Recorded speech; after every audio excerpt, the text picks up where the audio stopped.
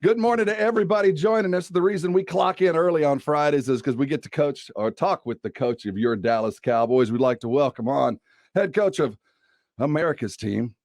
He is Mike McCarthy. Welcome aboard, Coach. How's your morning going? It's going well. Good morning, Rob. Good morning, Rudy. Good morning, Coach. As we sit on a Friday morning, a fast and furious Friday, let's get into initially all the questions and try to figure out what's going on in your wide receiver room. Maybe you want to have some calcium supplements or something else added into. That seems to be the room with all the injuries. How's CD feeling? We expected to see him. Is Gallup going to jump off the IR? Are we going to play on Saturday? How much more of said will we see? And Noah Brown, talk about your wide receiver situation. Well, the best thing is we know it's a great group. A lot of depth, and you can see the flexibility it gives us. So. Mari looks to be progressing fine.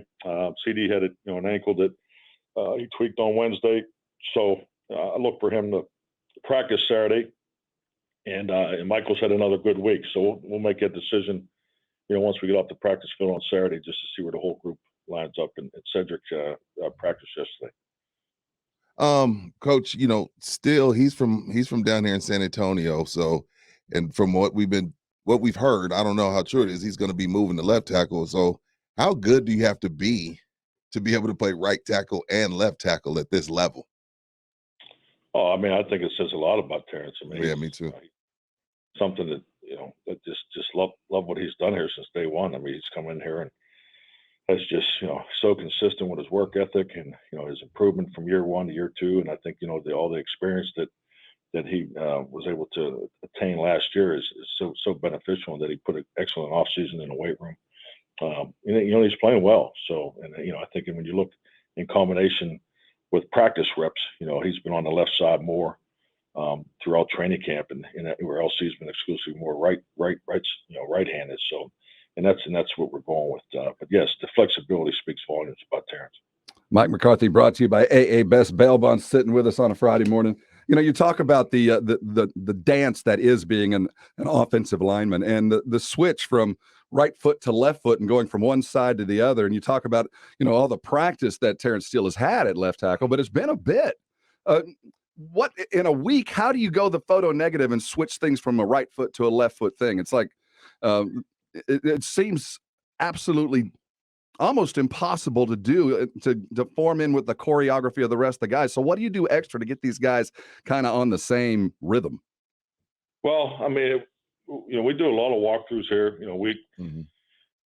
Our meetings, particularly, where we are as a team. So our meetings are quicker, more efficient, and we spend a lot of time walking through. The offense and defense both have multiple walkthroughs. So we have a walkthrough before practice. We have a second one after practice.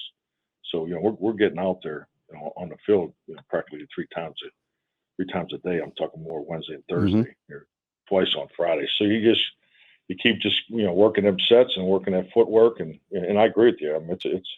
It's a big change to doing the flow of the week, but we feel confident with the lineup. Good news. We talked about how much you enjoy in-season competition for position groups, and after what we saw on Sunday night, did that scare Dak back on the field? Did he just go ahead and make the command decision that he was going to play after what he saw from Cooper? No, I think it was more, Dak being excited for the team and really excited personally for Cooper. Did you know he was going to say he was playing definitely? I'm sorry? Did you know when Dak announced essentially, hey, man, I'm playing no matter what? Was that a conversation that you guys had, or was that kind of a gut feeling you knew he was going to say it anyway? Well, he says that every day. So. He was saying it last week. So, he's all go. He's everything you would ever want in a quarterback, and he's so consistent as a professional. So, no, that's. In all seriousness, when we talk about Cooper and his performance last week, and certainly it was important to him to be able to go out and see some success and get the team behind him. And certainly I feel like you guys knew what he was capable of. But what does that mean to your team when your backup QB can step in? It's got to be a little bit of juice that you can play with for the rest of the season. Definitely. I'm excited for Cooper personally, and just, he was ready for his opportunity and delivered. And I think the team, Dak all the way through, just the confidence that we have in him. And, this is the man we get to see every day. So, right. His preparation and the way he goes about it. So, it's, none of us were surprised. It was just more that we knew we were going into a tough environment. everybody needed to, do their job and do their role, and Cooper did an excellent job of that. Coach, I want to talk about bye weeks. We don't have to go into the details of it, but the situation with Henry Ruggs, I want to know, as far as you as a head coach, when you're going into the bye week, is that one of the things where you talk to the team about the bye week and like, hey, let's stay on track? Or is it one of those things where like, hey, y'all are grown men, you know what you're supposed to do and not to do, and you don't have to discuss it? Well, it's discussed, and we're all grown men, but I'm 57 years old. I have children. I have a 30-year-old daughter. Mhm. So I have children that, the same ages of the men I have the opportunity to coach. So I talk about the drive home from the airport. Because we come home. We have a lot of night games, late games. The national presence that we have. So there's a half a dozen times a year that we get home. 1, 2, 3 in the morning. Mm. So I worry about the drive home, and I think that's the parent in all of us. And it's definitely on your mind. You don't want to see anybody be in that situation. And obviously you look at the tragedy of the, involved with the families that, Yeah. when you lose a loved one. So yeah, it's something that it's always a reminder that's at the forefront of your thinking. Mike McCarthy joining us as he does every Friday, brought to you by AA Best Bail Bonds here on the Star. When you come into a week like this, and your Fridays are kind of a marking time, and tomorrow you guys do like a walk through kind of game kind of situation. Is that your typical schedule? Yeah, today is what we call it a mock game today. Oh, it's today. So, yeah, today is the mock game, and then we do the rest recovery after we're finished today. So it's a 2-hour block that is just focused on the recovery of the players. But tomorrow is it's more of our dress rehearsal. So we meet and walk through all the first thoughts and first 15 plays one more time. We put them in today actually, but our practice tomorrow, it's an hour practice, full speed, no collisions in space, and it's more of a track and field mindset to where you launch your neurological clocking and get the players ready, and you got to do it probably within 28 to 36 hours before a contest. So it's a little more practice. It's not a walkthrough practice. It's the guys are going full speed, timing, and we're operating probably close to 90% of their speed numbers and so forth. Neurological clock. I like that. I like that too. Mine runs a little slow. I'm curious. The reason I ask is, when do you make the decision, and why do you make the decision to change like your team captain on defense? I've seen where you might be switching green dots, and I know that's not uncommon, but I'm curious, when you decide that, why do you decide it? Why does it change, and when do you implement that?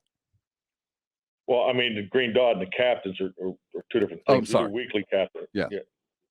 You talking about the green dot or the captains? Both. The captains are consistent, I know, but the green dot kind of changes. Why is that?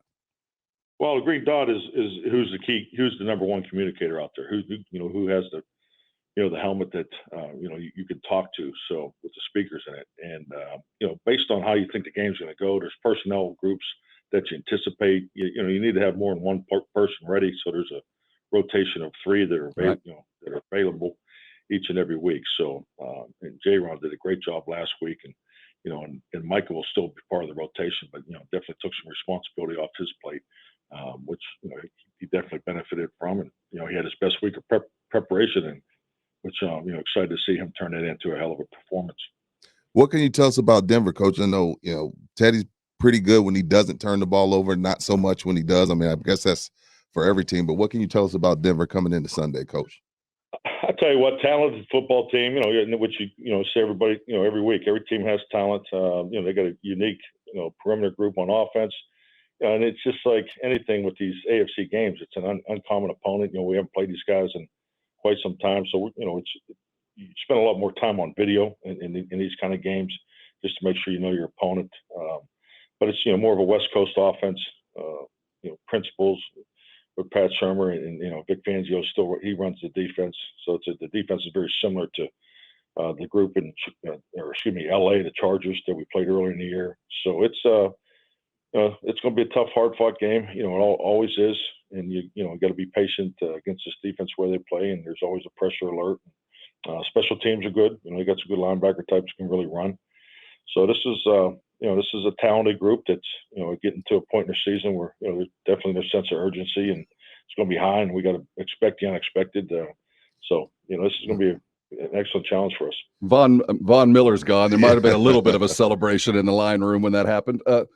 Fangio's a PA guy, right? You guys go back?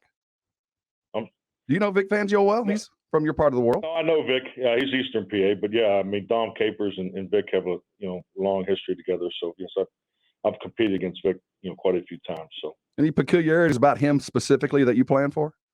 I mean, defensively, everybody's got their little tells. I think you just always got to be ready for the empty pressure. I mean, his defenses are disciplined. They do a good job of bend. It's more of a bend don't break. But Vic is.